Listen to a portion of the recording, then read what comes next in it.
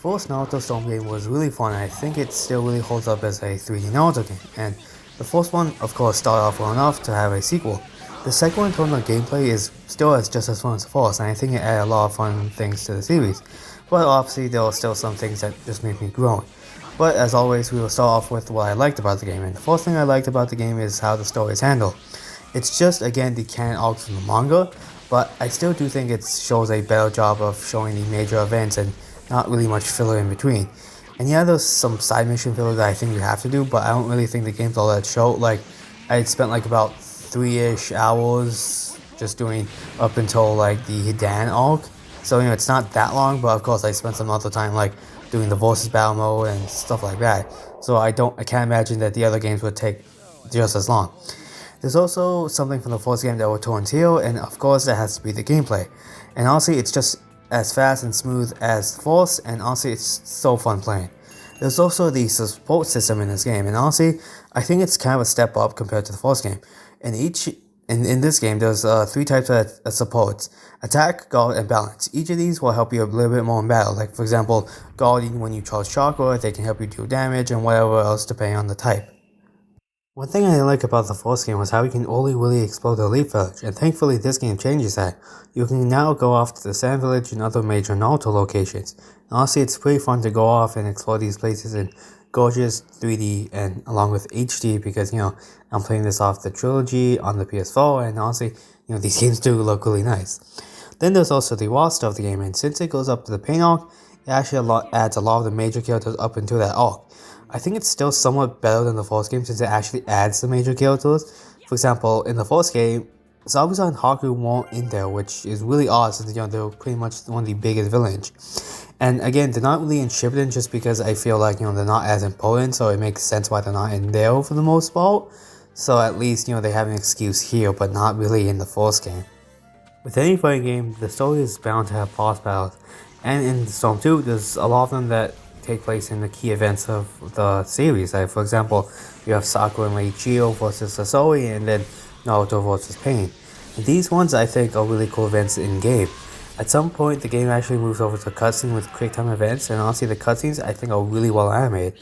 The quick time events also are like telegraphed perfectly to the player because the fighting actually stops, and then like you can clearly see when the cutscene is gonna happen, so you're at least ready for it. And I think it adds a nice touch to the cutscenes at least because you're like at least trying to interact with the game too, so it's not all that bad here.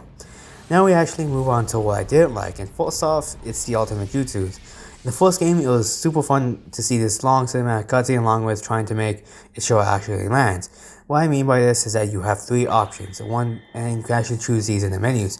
And then, depending on what you pick, it will either be pressing buttons, mashing one button, or spinning these analog sticks. I found this to be really fun just because it adds some tension to the game to see if you can actually land a massive hit to your opponent. Sadly, in the second game, it was removed, and I kind of feel the cinematics for the ultimate jutsus were kind of shortened. I guess just to make the game flow a little bit better, but I kind of like the long ones just because, it just felt super good to actually land them.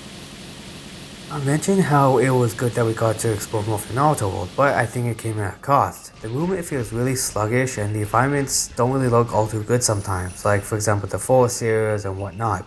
And in the first game, you actually got to jump around, move really fast and stuff like that, but in this game, you just don't really move all that fast, and I think it kind of brings down the pace of the story, since you're just traveling from area to area, loading screen, like stuff like that. And honestly, I think the first game had a little bit better. And the same way it goes for the roster. And honestly, I think it's kind of a weird downgrade.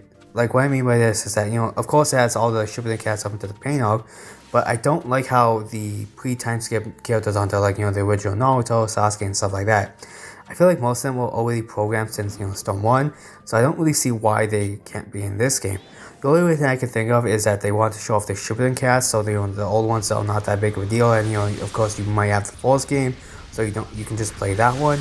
But honestly, one thing that I really liked about Naruto Ultimate Ninja 4 on the PS2 was that it actually had a lot of the important characters from Shippuden, along with a lot of the younger versions of them, which honestly, I think that was a way better touch than Storm 2 because it's still focused on the new characters and the old characters, and this one was on the PS2, so I don't really understand why this one, a game that's probably on the PS3 and 360, couldn't have it. And I know that the later games like Storm 4 and such had the older cast. I just think it kind of sucks that the second game couldn't get that same treatment.